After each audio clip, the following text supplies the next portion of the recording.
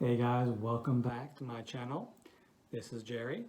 I'm going to be talking about season 2 of Disney Gallery, The Mandalorian, the making of season 2 of The Mandalorian.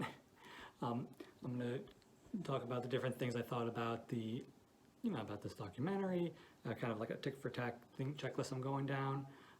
Please excuse the lighting and the audio. Like I keep saying, I'm working on things, getting stuff together, but I appreciate you. Thank you. Rag on me in the comments.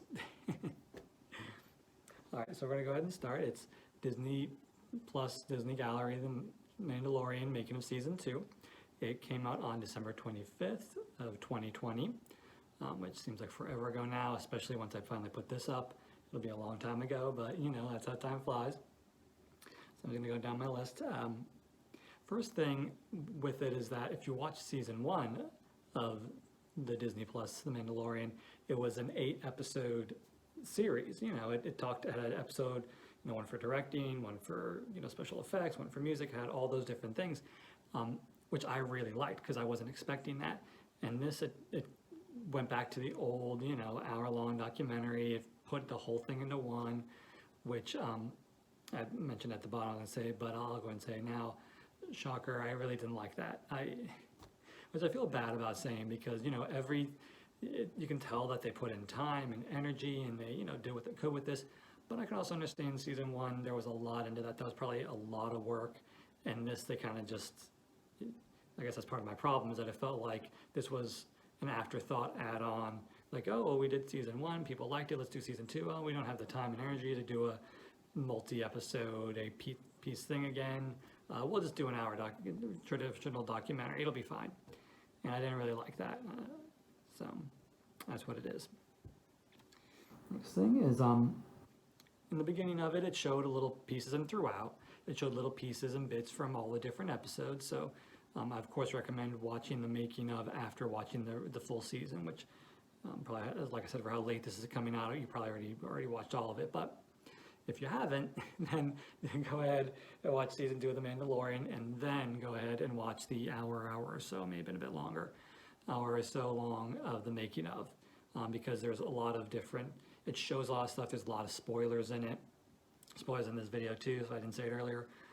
So the documentary, of course, has spoilers in it, so it shows a lot of scenes and things from the season. Something that I did like is the frog lady. We got to see her without her mask, and got to learn a bit how they did it as a combination of physical practical effects with puppetry, like a person in a mask, and also the special effects and the things they can do to tweak the physical, but not make it like, oh, that's a CGI Jar Jar Binks walking around, which of course looked very weird, even though today's technology is way better than it was back when they made episode 1. But it's still, you can tell when it's CG and it doesn't feel right. So they talked about that. We got to see the frog lady out without her mask. I started saying that, and it's the same puppeteer actress. I'm not really sure how she wants to be called. Probably artist is probably the right thing, because they all are artists, who played Krull the Ugnaught from season 1. So that was very cool to see that, they kept her on. She got to do other things, and so she obviously proved her chops as Krull the Ugnaught. We all fell in love with him right away. This is the way. Obviously not her voice, but it was the same actor. Right, so they spent quite a bit of time on Bo-Katan, which, like I'd said, it's just obviously a major spoiler of season 2, was that Bo-Katan was in it. And they talked about how Katie Sackhoff had played the voice for Bo-Katan in the Clone Wars and Rebels and all the animated things, and that she brings a familiarity of the character into the live action. And so and also that continuity, like I mentioned in my review of the episode that she appears in, there's the back of your mind, it's the same person.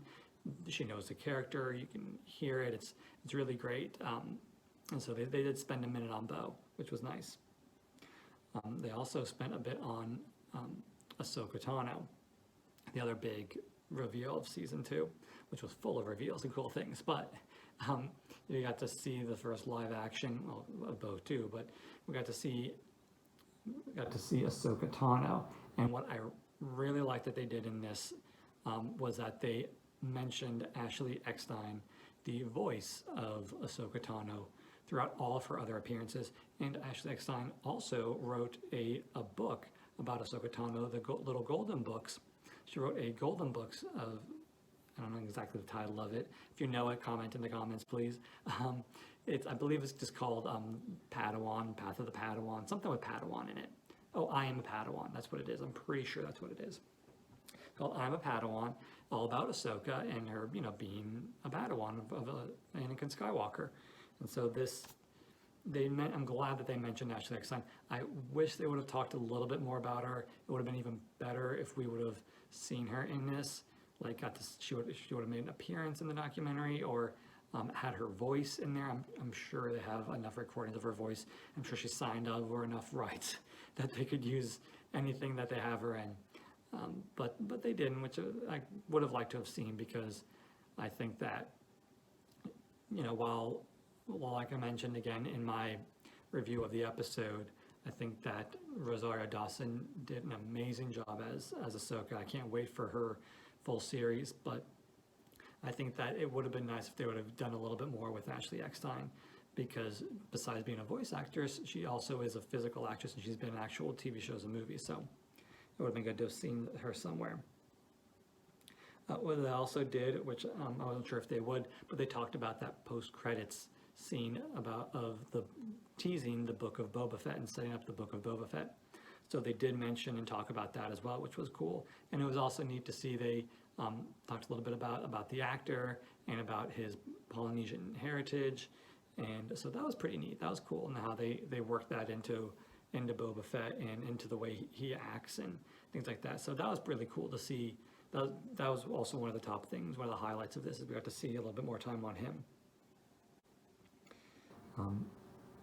Another thing that we got to find out, which I didn't know, but smacked my hand for not knowing, for being a Star Wars fan, that in that scene, post-credits scene, we get to see Boba Fett, spoiler, we get to see Boba Fett kill Bib Fortuna, who, I didn't know, the actor who's playing him is the same actor who played him in The Phantom Menace, all the way back in episode 1.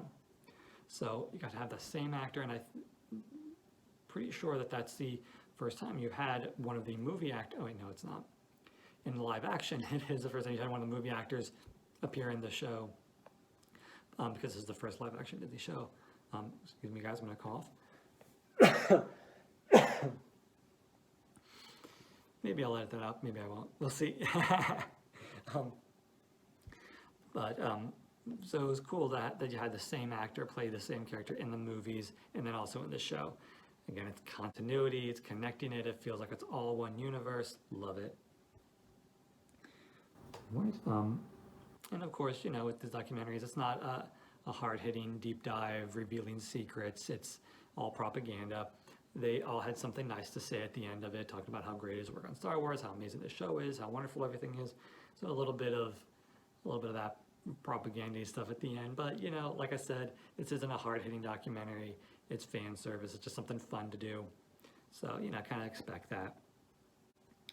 Okay, so like I kind of said at the beginning, my overall thoughts about this is that I was a little disappointed, because I really liked the first season of it, having an episode that focused on something different. They deep dived into it. We got to talk to people we normally don't hear from, a lot of behind the scenes people we got to see in season 1.